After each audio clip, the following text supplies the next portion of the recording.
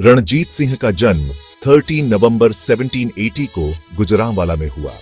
उनके पिता का नाम महासिंह और माता का नाम राजकौर था। बचपन में चेचक की वजह से उनकी एक आंख की रोशनी चली गई और चेहरे पर दाग रह गए। लोग उन्हें काने रणजीत कहते थे, पर उनकी वीरता और नेतृत्व ने यह सब मामूली कर दिया। 12 वर्ष की आयु में पिता की मृत्यु हुई और वे सूखर चाकिया मिस्र के नेता बने। छोटी उम्र से ही उन्होंने युद्ध नीति और नेतृत्व दिखाना शुरू किया। उनकी रणनीति और साहस ने उन्हें आगे बढ़ाया। वे एक कुशल सेनापति बनकर उभरे। 1799 में उन्होंने लाहौर पर कब्जा किया। 1801 में उन्होंने खुद को महाराजा घोषित किया और लाहौर को राजधानी बनाया। यह सिख साम्राज्य की नींव थी।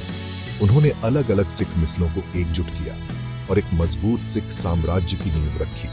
उनका साम्राज्य विस्तार करने लगा। कांगड़ा, अमृतसर, मुल्तान ये उनके प्रशासन में आए। पेशावर और कश्मीर तक उन्होंने पहुंच बनाई। साम्राज्य सतलुज नदी से अफगान सीमा तक फैला। उनकी सेना आधुनिक हथियारों और तोपों से लैस थी। उन्होंने यूरोप से अधिकारियों को बुलाकर प्रशिक्षण कराया। इससे उनकी सेना और केंद्रीकृत हुई। उन्होंने हिंदू, मुस्लिम और सिख तीनों का सम्मान किया। अमृतसर के स्वर्ण मंदिर को सोने से मतवाया गया। मस्जिदों और गुरुद्वारों दोनों की सेवा की गई। बनारस के काशी विश्वनाथ मंदिर का जीर्णोद्धार कराया गया और अयोध्या में राम मंदिर का भी जीर्णोद्धार।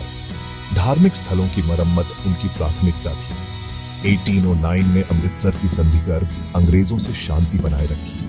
पश्चिम में उन्होंने अफगानों को हराकर सीमाएं सुरक्षित की और पंजाब की सीमाएं मजबूत रही।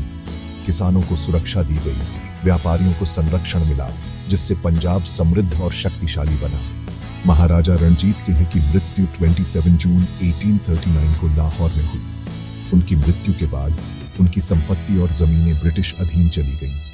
उनका प्रसिद्ध कोहिनूर हीरा 1849 में ब्रिटिशों ने जब्त कर इंग्लैंड भेज दिया। आज उनके समाधि स्थल पाकिस्तान में संरक्षित ऐतिहासिक धरोहर है।